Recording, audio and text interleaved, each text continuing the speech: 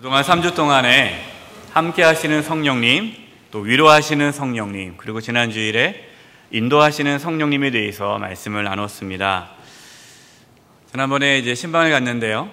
집사님께서 이렇게 말씀하시더라고요. 목사님, 성령님에 대해 말씀을 계속 들으니까 성령님에 대해서 많이 알게 되었습니다. 그리고 삶의 변화가 있기 시작했습니다. 라는 이야기를 하셨습니다. 그렇습니다. 성령님의 인도함을 받기 시작하면 변화가 시작됩니다. 왜냐하면 성령님께서는 저와 여러분을 변화시켜 주시기 때문입니다. 오늘 성령님에 대한 네 번째 말씀의 제목은 변화케 하시는 성령님입니다. 오늘 말씀을 통해서 성령님께서 저와 여러분을 변화시키는 은혜가 있기를 간절히 축원드립니다. 오늘 함께 나눌 본문 말씀에서 예수님의 제자들의 변화된 모습을 발견할 수 있습니다. 특별히 베드로가 엄청나게 달라졌습니다. 예수님의 제자들은 3년이나 예수님과 함께 지냈습니다. 예수님의 그 주옥 같은 말씀을 들었습니다. 또한 예수님의 그 놀라운 기적을 가까이에서 눈으로 직접 보았습니다. 그러나 그들은 변하지 않았습니다. 예수님께서 십자가를 지시기 위해 예루살렘으로 올라가는 그 길 가운데서도 서로 누가 높으냐 싸웠습니다. 예수님께서는 제자들에게 너희들이 다 나를 부인하고 떠날 것이다 라고 이야기하시자 제자들은 무슨 소리입니까 예수님? 우리는 절대로 주님을 떠나지 않겠습니다 라고 이야기했습니다. 특별히 베드로가 많은 제자들 중에서 자신 있게 이 제자들은 다 떠나도 저는 절대로 주님을 떠나지 않겠습니다 라고 장담했습니다. 마태복음 26장 33절에서 35절입니다. 베드로가 대답하여 이르되 모두 주를 버릴지라도 나는 결코 버리지 않겠나이다.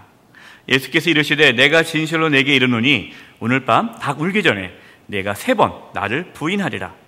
베드로가 이르되 내가 주와 함께 죽을지언정 주를 부인하지 않겠나이다 하고 모든 제자도 그와 같이 말하니라. 아멘.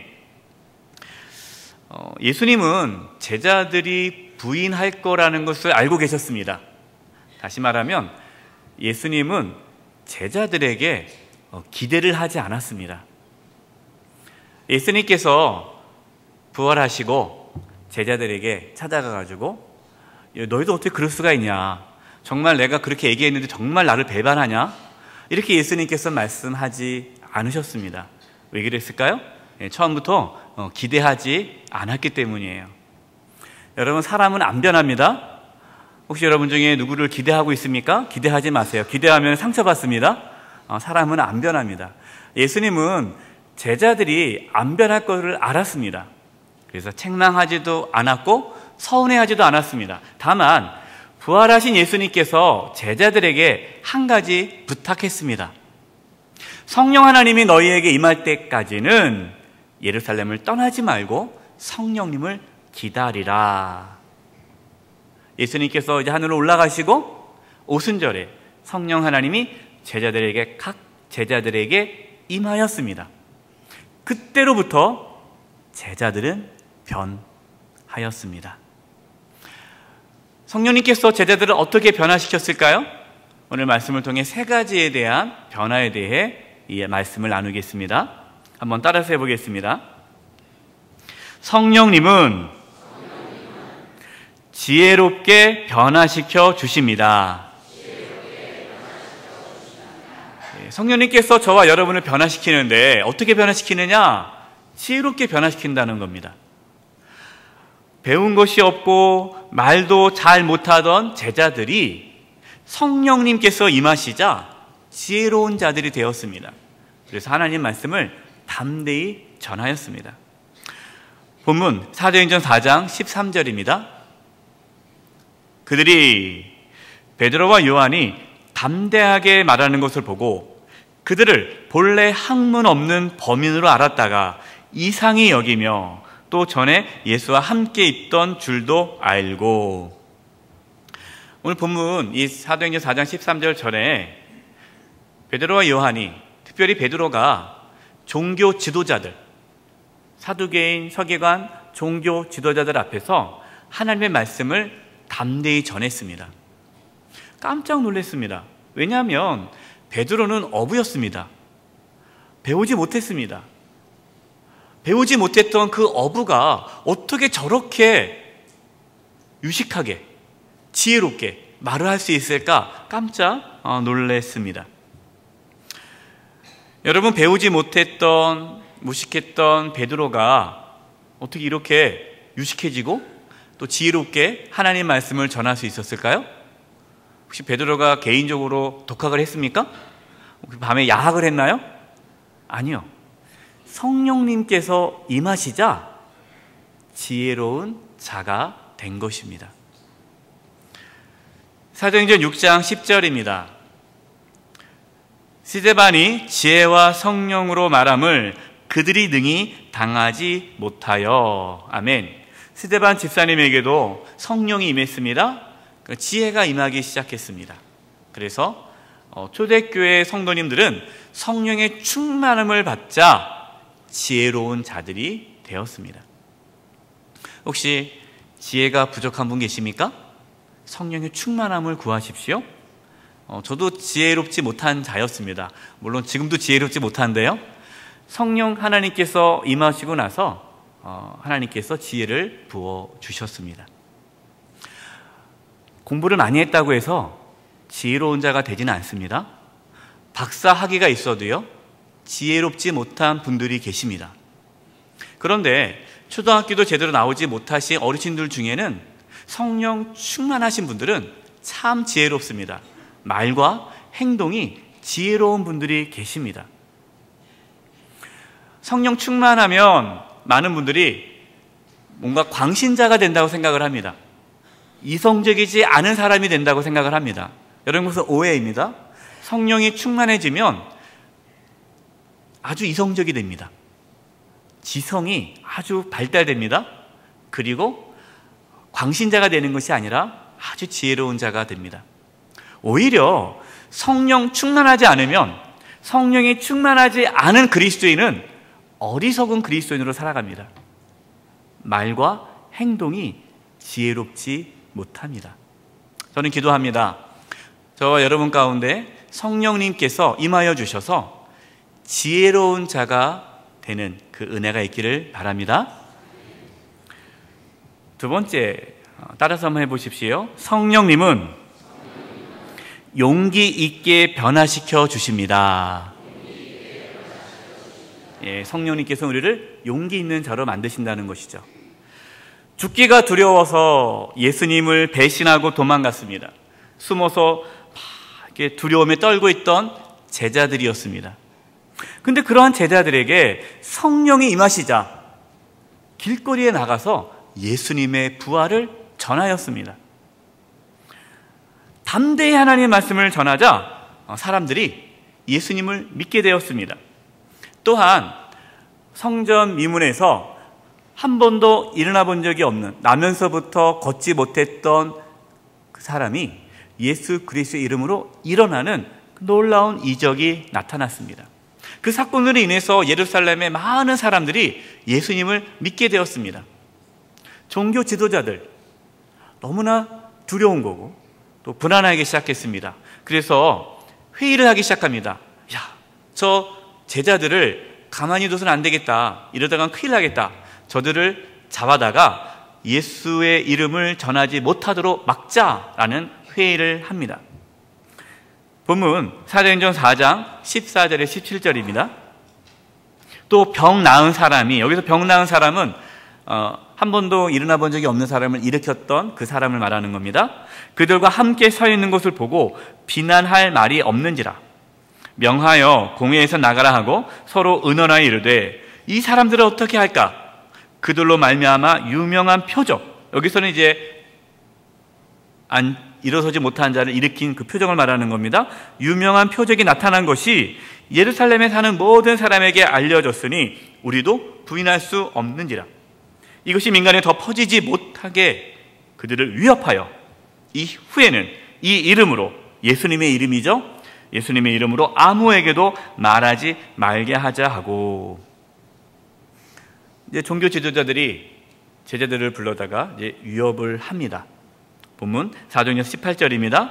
그들을 불러 경고하여 도무지 예수의 이름으로 말하지도 말고 가르치지도 말라 하니. 말씀에 경고라고 했지만 여러분, 이 경고는 거의 협박 수준입니다. 아무도 이렇게 얘기했겠죠. 너희들 한 번만 더 그 예수라는 이름을 전하면 죽을 줄 알아. 엄청난 위협을 가했을 것입니다. 이러한 경고의 말을 들은 제자들의 반응이 어떻습니까? 본문 사도행전 4장 19절 20절입니다. 베드로와 요한이 대답하여 이르되 하나님 앞에서 너희의 말을 듣는 것이 하나님의 말씀을 듣는 것보다 옳은가 판단하라. 우리는 보고 들은 것을 말하지 아니할 수 없다 하니. 아멘. 베드로와 요한이 전혀 두려워하지 않습니다. 완전히 딴 사람이 되었어요. 그렇게 두려움에 떨던 베드로와 요한이 담대하게 예수님을 전합니다. 여러분, 이러한 대답은요, 사실 제정신 있다면 이런 대답을 할 수 없어요. 지금 상황이 어떤 상황입니까? 살려달라고 애원해도 살까 말까 하는데, 너희들의 말을 들을까 하나님의 말을 들을까? 우리는 하나님의 말씀을 듣는 것이 더 옳다. 이 말은 뭡니까? 너희들은 하나님 말씀과 반대되었다라는 거죠. 종교 지도자들이에요. 그들이 죽일 수도 있는 권한이 있는 자들입니다. 너무나 담대하게 말을 하다 보니까 이 종교 지도자들이 어떻게 할 줄을 모릅니다. 그래서 이제 풀어줍니다. 풀려난 제자들은 모여서 하나님의 말씀을 담대히 전할 수 있도록 기도합니다. 사도행전 4장 29절 31절입니다. 주여, 이제도 그들의 위협함을 굽어보시옵고 또 종들로 하여금 담대히 하나님의 말씀을 전하게 하여 주시오며 손을 내밀어 병을 낫게 하옵시고 표적과 기사가 거룩한 종 예수의 이름으로 이루어지게 하옵소서 하더라. 빌기를 다음에 모인 곳이 진동하더니 무리가 다 성령에 충만하여 담대히 하나님의 말씀을 전하니라. 아멘. 겁이 많고 용기가 없던 제자들은 전혀 다른 사람들이 되었습니다. 담대하게 하나님 말씀을 전하였습니다. 감옥에 가는 것도, 매를 맞는 것도, 심지어 죽는 것도 두려워하지 않았습니다. 여러분, 어떻게 이렇게 베드로와 요한이 변했을까요? 제자들에게 어떠한 강한 의지가 생겼을까요? 아닙니다.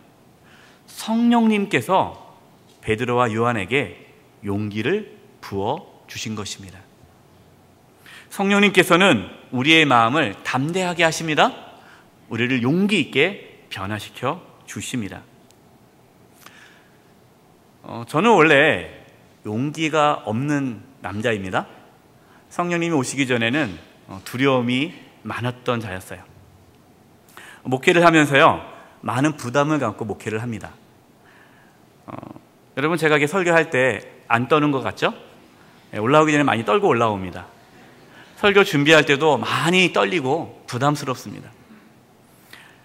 어떤 사역을 시작하거나 또 준비할 때도 두려움이 찾아옵니다. 과연 잘할 수 있을까? 제가 작년에 우리 영수에게 담임 목사로 청빙 받았을 때도 그런 두려움이 있었습니다. 이제 담임 목사 청빙이 되었다는 얘기를 딱 들으니까 기쁜 것도 있지만 두려웠습니다. 이렇게 큰 교회, 이렇게 좋은 영수의 교회, 내가 과연 담임 목사로서의 목회를 잘 할 수 있을까? 너무 두려워가지고요, 도망가고 싶었습니다. 그래서 못 간다고 얘기를 할까? 이러한 두려움이 제 안에 이렇게 있었습니다. 기도를 하는데, 하나님 두렵습니다. 너무 두렵습니다. 기도를 하는데 성령님께서 제 마음 가운데 이러한 마음을 주십니다. 네가 하냐? 내가 하지? 이 음성이 딱 들리니까 두려움이 사라지더라고요. 저는 어떠한 두려움이 있을 때 성령 하나님께 구합니다. 그럼 성령님께서는 늘 저에게 네가 하냐? 내가 하지. 이 말씀을 주면 제 마음에 용기가 나타납니다. 저와 여러분은 성령님이 임할 때 용기 있는 자로 살아갈 수 있습니다.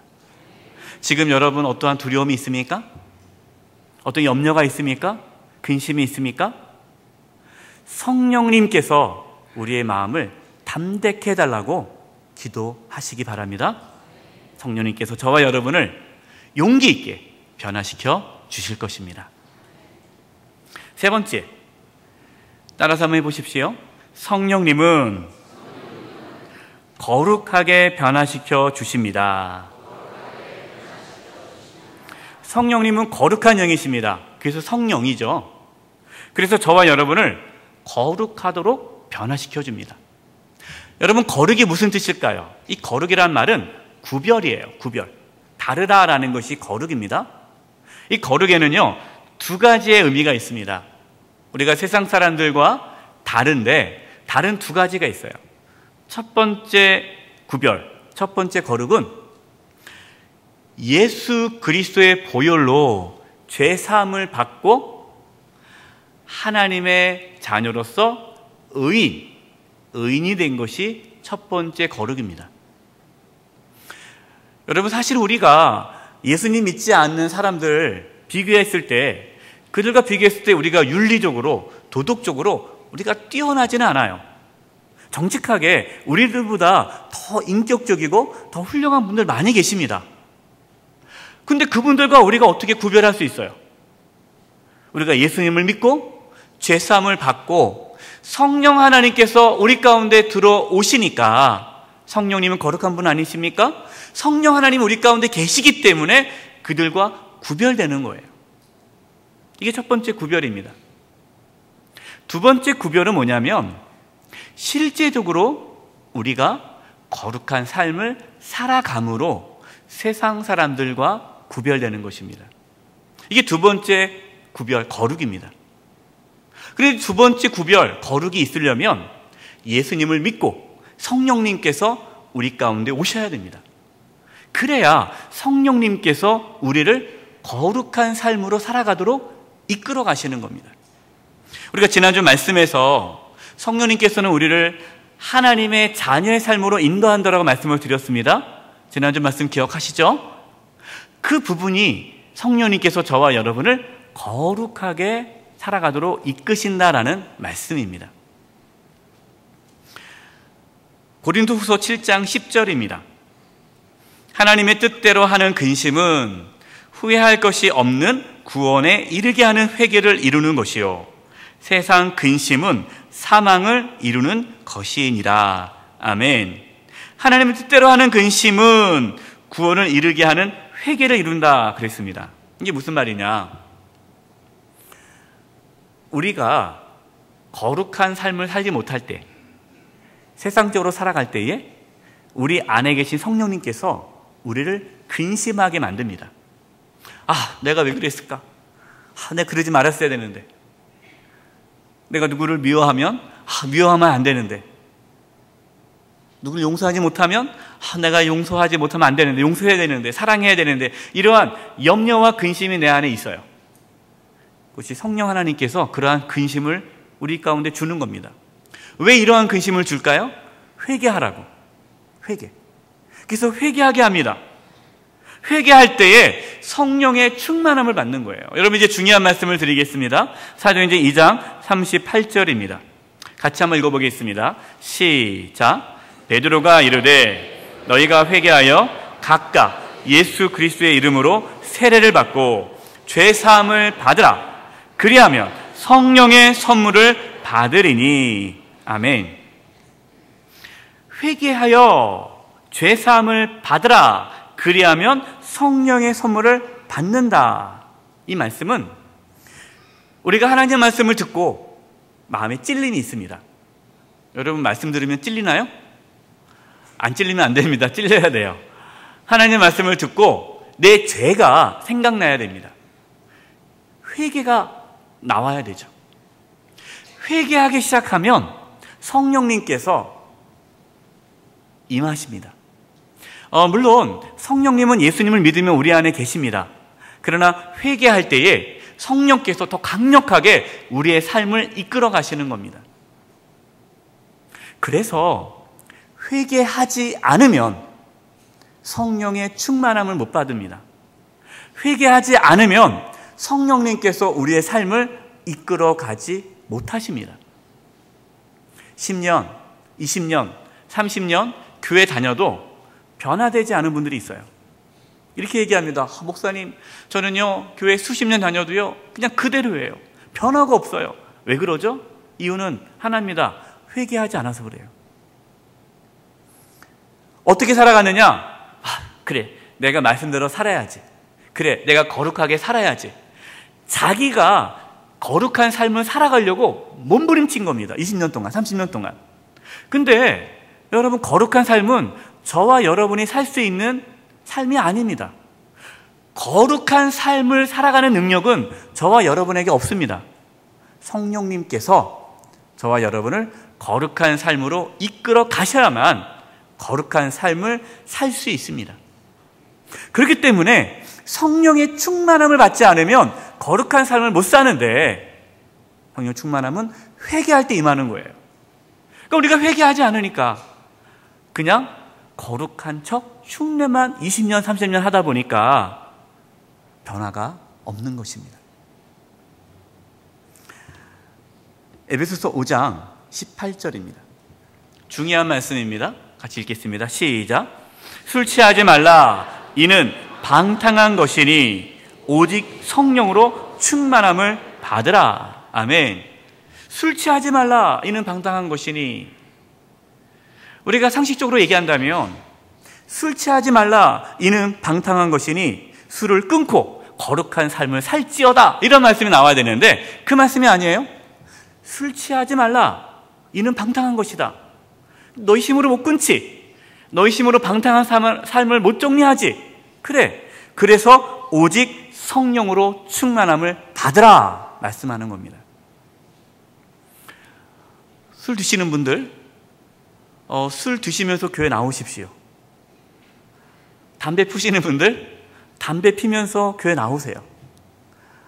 하나님께서 기뻐하지 않은 일을 하시는 분들, 괜찮습니다. 교회 나오세요. 그러나 말씀을 듣고 회개하고 성령의 충만함을 입으면 변화가 일어나기 시작합니다. 그렇게 끊을 수 없는 술을 끊게 되고요. 그렇게 끊고 싶은 담배가 끊어지는 거예요. 내가 그렇게 미워하던 사람이 더 이상 미워지지 않는 것이고, 용서 못한 그 사람을 용서하게 되는 겁니다. 성령님께서 저와 여러분을 거룩하게 이끌어 가십니다. 제가 약 10년 전에 어느 교회에 청년부 담당 교육자로 부임하게 됐습니다. 그 청년들이 이제 변화가 잘 없다라는 이야기를 듣고 저는 자신만만했습니다. 왜 변화가 없어? 변화가 있지. 제가 설교만 잘하면, 그리고 청년들을 훈련만 잘 시키면 충분히 변화시킬 수 있다라는 확신이 있었습니다. 근데 안 변하는 거예요. 아무리 말씀을 전해도, 아무리 성경 공부를 해도 안 변하는 거예요. 제가 이제 탈진을 했습니다. 그래서 더 이상 사역을 못 하겠더라고요. 그래서 사역을 포기하려고 할 때에 청년부 부장 장로님께서, 목사님, 우리 임원 데리고, 청년부 임원 데리고 1박 2일 기도회 갑시다, 그렇게 얘기하더라고요. 제가 속으로 웃었습니다. 무슨 기도회? 뭐 어떤 변화도 없는데. 그래서 어떡합니까? 부장 장로님이 가자는데 안 갈 수는 없고. 그래서 이제 기도회를 가는데 설교 준비도 안 했어요. 아무것도 준비를 안 했어요. 하고 싶지가 않은 거예요. 해도 안 되니까. 아무리 해도 변화가 없으니까 그냥 이렇게 무기력해지더라고요. 그래서 그냥 갔습니다. 가서 이제 어떠한 프로그램도 없어요. 그냥 가서 찬양하고 기도를 하기 시작하는데 성령님께서 임하시는 거예요. 저를 회개케 시키는 겁니다. 어떤 걸 회개시키느냐? 제가 영적으로 교만했던 거예요. 제가 설교만 잘하면, 제가 훈련만 잘 시키면 내가 이 청년들을 변화시킬 수 있다라는 영적 교만이 제 안에 있었던 겁니다. 그걸 회개했어요. 또 하나 뭘 회개시키느냐? 제가 그 청년들을 너무나 미워했습니다. 하도 말을 안 들으니까, 속상하니까 미워했던 거예요. 그 미워했던 마음에 대한 성령께서 깨닫게 해주시는 거예요. 그래서 회개를 했습니다. 그 자리에 참석했던 임원들, 선생님들에게 성령이 임하고 회개가 터져나오기 시작했어요. 그리고 이제 돌아왔습니다. 그리고 청년부 모임을 갔는데요, 청년부 모임 가운데, 예배 가운데 성령님이 임하시는 거예요. 청년들이 말씀을 들고 울기 시작하고요. 변화가 일어나는데요. 특별히 여름 수련회 때, 이제 여름 수련회 2박 3일 수련회를 가는데 어떤 주제로 수련을 하면 좋겠습니까? 라고 기도하는데 성령 하나님께서 저에게 이런 마음을 주세요. 내가 이들을 변화시킬 것이다. 성령의 능력이라는 제목으로 수련회를 하라라는 마음을 주셨어요. 그래서 수련회 주제가 성령의 능력이에요. 2박 3일 동안 성령 하나님께서 임하기를 간절히 바랬습니다. 성령님께서 각 청년들에게 임했습니다. 이제 2박 3일 수련회 끝나고 집에 가려고 하는데 마지막 시간에 각자 소감, 받은 은혜 있으면 나누는 시간을 가졌는데요. 청년들이 나오면서 자기의 죄를 고백하는 거예요. 내가 이러한 죄를 졌다면서 이 앞에서, 청년들 앞에서 부끄러운 죄를 고백하기 시작하는 거예요. 계속 나오는 거예요. 그래서 이제 더 이상 나오지 말아라. 우리 집에 가야 되니까. 이제 나중에 교회 청년부 홈페이지에 올려라 라고 했는데요. 그 사건 이후로 청년들이 변했습니다. 제가 그 사건을 통해 깨달은 것이 있습니다. 변화는 성령님께서 하신다라는 겁니다. 아무리 목회자가 설교를 잘해도, 아무리 성경 공부를 해도, 아무리 내가 훈련을 받아도 성령님께서 변화시키지 않으시면 절대로 변화될 수 없다라는 것을 깨달았습니다. 변화되고 싶으십니까? 정말 우리 공동체 가운데 여러분의 가정이, 여러분이 속해 있는 공동체가 변화되기를 원하십니까? 그러면 성령 하나님을 간절히 사모하십시오. 결론입니다. 성령님께서는 저와 여러분을 변화시키십니다. 저와 여러분을 지혜롭게 변화시킵니다. 성령이 임하시면, 성령이 충만해지면 우리의 말과 행동이 지혜롭게 됩니다. 두 번째, 성령님께서는 저와 여러분을 용기 있게 변화시키십니다. 그래서 성령님의 그 놀라운 담대함을 얻게 되면 어떠한 상황에서도 두렵지 않게 됩니다. 그 어떠한 상황도, 어떤 난관도 뚫고 나아갈 수 있는 담대함이 생깁니다.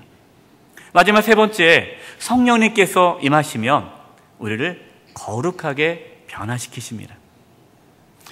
기억하십시오. 저와 여러분에게는 거룩한 삶을 살 능력이 없습니다. 그래서 말씀을 듣고 이제 그래, 내가 이제 말씀대로 살아야지 결단하지 마시고, 성령님, 저는 말씀대로 살아갈 수 없는 연약한 자입니다. 성령의 충만함을 주셔서 거룩한 삶을 살아가도록 이끌어 주옵소서라고 기도하시기 바랍니다. 성령님께서 저와 여러분을 거룩하게 변화시킬 것입니다. 우리를 변화시키시는 성령님, 이 놀라운 은혜가 저와 여러분 가운데 있기를 간절히 축원드립니다. 기도하겠습니다. 성령 하나님, 저희들을 변화시켜 주시옵소서. 지혜롭게 해주시고 용기 있게 해주시고 거룩한 삶을 살아가도록 저희들을 변화시켜 주시옵소서. 저희의 가정이, 저희에게 속한 공동체가 성령의 놀라운 능력으로 변화되어지는 은혜가 있게 하여 주시옵소서.